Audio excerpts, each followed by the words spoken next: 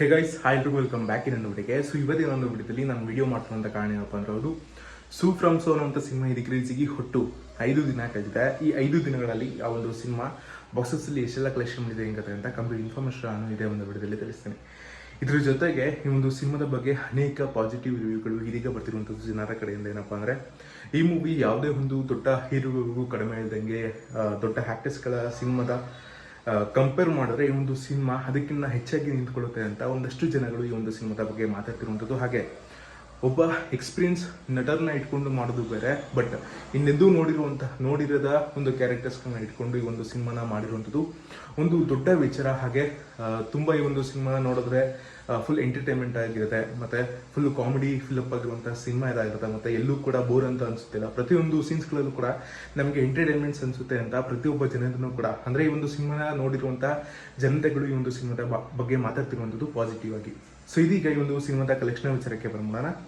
ಅದಕ್ಕಿಂತ ಮುಂಚೆ ಕಲೆಕ್ಷನ್ ಬಗ್ಗೆ ಮಾತಾಡೋದಕ್ಕಿಂತ ಮುಂಚೆ ಈ ಒಂದು ಸಿನಿಮಾದ ಕ್ಯೂರು ಮೆಂಬರ್ಸ್ ಬಗ್ಗೆ ಹಾಗೆ ಕ್ಯಾಸ್ಟ್ ಬಗ್ಗೆ ಮಾತಾಡ್ಬಿಡೋಣ.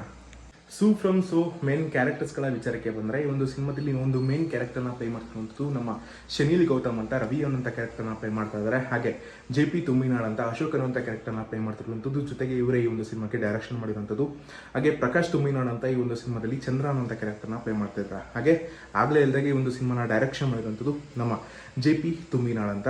ಈ ಒಂದು ಸಿನಿಮಾಗೆ 3 ಜನ ಪ್ರೊಡ್ಯೂಸರ್ಸ್ಗಳು ಇನ್ವೆಸ್ಟ್ ಮಾಡಿರುವಂಥದ್ದು. ಮೊದಲನೇದಾಗಿ ಶಶಿಧರ್ ಶೆಟ್ಟಿ ಬರೋಡ ಅಂತ, ಎರಡನೇದಾಗಿ ರವಿ ರೈ ಕಲಸ, ಮೂರನೇದಾಗಿ ರಾಜ್ಬಿ ಶೆಟ್ಟಿ ಅವರು ಈ ಒಂದು ಸಿನಿಮಾಗೆ ಪ್ರೊಡ್ಯೂಸ್ ಮಾಡಿರುವಂಥದ್ದು. ಹಾಗೆ ಒಂದು ಸಿನಿಮಾದ ಕಲೆಕ್ಷನ್ ವಿಚಾರಕ್ಕೆ ಬಂದರೆ, ಆಗಲೇ ಹೇಳಿದಾಗೆ ಈ ಒಂದು ಸಿನಿಮಾ ಇದಕ್ಕೆ ರಿಲೀಸಿಗೆ ಹೊಟ್ಟು 5 ದಿನ ಕಳೆದಿದೆ. ಅಂದರೆ ನಿನ್ನೆ 5ನೇ ದಿನ ಈ ಒಂದು ಸಿನಿಮಾ ಕಲೆಕ್ಷನ್ ಮಾಡಿರುವಂಥದ್ದು ಹೊಟ್ಟು 3,88,00,000 ಅಷ್ಟಾಗಿರುತ್ತೆ. ಅಂದರೆ 3,88,00,000 ಅಷ್ಟು ಇದೀಗ 5th ಡೇಗೆ ಕಲೆಕ್ಷನ್ ಮಾಡಿರುವಂಥದ್ದು ಸೂ ಫ್ರಮ್ ಸೋ ಸಿನಿಮಾ. ಹಾಗೆ ಈ ಒಂದು ಸಿನಿಮಾ ಥ್ರೂಔಟ್ ಕರ್ನಾಟಕದಲ್ಲಿ ಈ 5 ದಿನಗಳಲ್ಲಿ ಕಲೆಕ್ಷನ್ ಮಾಡಿರುವಂಥ ಹೊಟ್ಟು ಮೊತ್ತ 13,38,00,000 ಅಷ್ಟಾಗಿರುತ್ತೆ.